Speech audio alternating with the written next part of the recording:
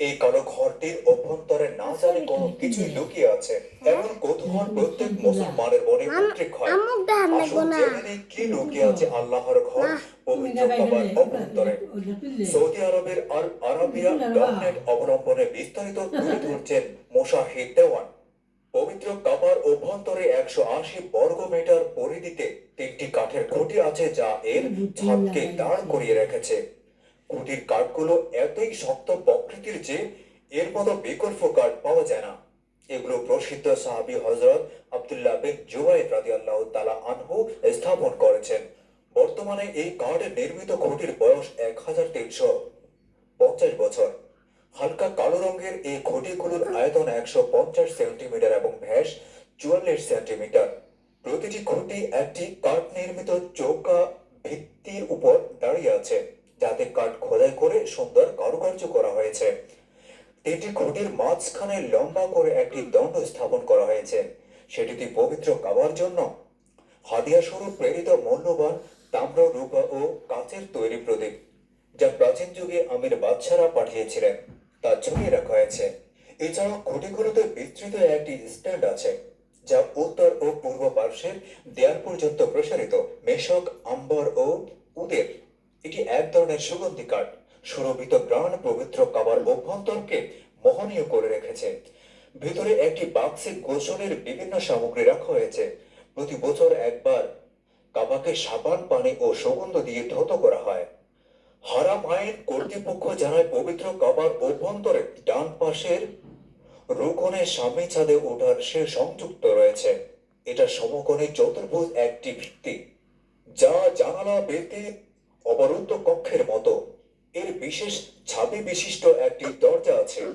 একে স্বর্ণ রূপা খচিত লিপিমালায় কারুকার্য ও নকশাকৃত একটি রেশমের সুন্দর পর্দা দিয়ে আবৃত করা হয়েছে। কর্তৃপক্ষ আরো জানান, পবিত্র কাবাঘরের ফ্লোর শ্বেত মর্মর মার্বেল পাথর দিয়ে সজ্জিত। এর অধিকাংশ সাদা আর বাকিটুকু রঙিন। আর কাবার ভেতরের দেয়াল দামি রঙের মর্মর পাথর ও দৃষ্টিনন্দন নকশায় অলঙ্কৃত। দেয়ালের অভ্যন্তরের অংশকে গোলাপি লাল রঙের রেশমে কাপড় পর্দা দ্বারা আচ্ছাদিত করা হয়।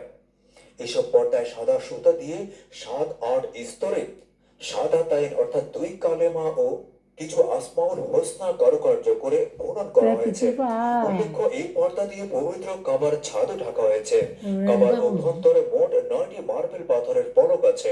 এর মধ্যে 8টিতে খত্তে সুলুসে শিলালিপি অঙ্কন করা হয়েছে, আর অবশিষ্ট একটিতে কুফি লিপি রীতিতে অঙ্কিত। চতুষ্পদী কুফি লিপি রীতিতে লিখিত এই ফলকের হরফগুলো রঙিন মূল্যবান মার্বেল পাথরের টুকরো দিয়ে অঙ্কিত এবং এর এক অংশ আরেক অংশের সঙ্গে সংযুক্ত। এসব শিলালিপি হিজরি 6ষ্ঠ শতাব্দীর পরে লেখা হয়েছে। এছাড়াও কাবাঘরের অভ্যন্তরে পূর্ব পাশের দেয়ালে কাবার দরজা এবং বাবুদ তওবার মাঝে খাদিমুল হারামাইন বাদশাহ ফাহাদ বিন আব্দুল আজিজ আল সৌদি কর্তৃক মর্ম পাথরে খোদাইকৃত একটি নথিপত্র আছে, যা তার আমলে কাবার ব্যাপক পুনর্সংস্কার তারিখ নির্দেশ করে। এই ফলক নিয়ে কাবার অভ্যন্তরে অবস্থিত মোট শিলালিপির সংখ্যা 10টি হয়, যার সবকটি সাদা মার্বেল পাথরে নির্মিত। কাবাঘরে 4টি কোণের আলাদা নাম রয়েছে। 1 হাজরে আসওয়াদ, 2 রুকনে ইরাকি, 3 রুকনে শামী ও 4 রুকনে ইয়ামেনি। বর্তমান কাবাঘরের আয়তন হলো পশ্চিম পাশ 22 হাত, পূর্ব পাশ 18.5 হাত, দক্ষিণ পাশ 18 হাত, উত্তর পাশ 12 হাত, উচ্চতা 27 ফুট। হাজরে আসওয়াদ দৈর্ঘ্য 8 ইঞ্চি ও প্রস্থ 7 ইঞ্চি, মানে কালো পাথর। এটি একটি বেহেশতে পাথর। কাবা শরীফ দেখলেও সওয়াব হয়, যেমন মাতা পিতার চেহারা দর্শনেও কোরআন শরীফ ধর্ষণে সওয়াব হয়, তেমনি কাবা ঘরের দিকে তাকালেও আমল নামায় সওয়াব লেখা হয়। তেমনি কাবা ঘরের দিকে তাকালেও আমল নামায় সওয়াব বা নেকি লেখা হয়। সুবহানাল্লাহ। আল্লাহ তাআলা আমাদের প্রত্যেক মুসলমান নর নারীকে পবিত্র কাবা শরীফ জিয়ারত করার তৌফিক দান করুন। আমিন।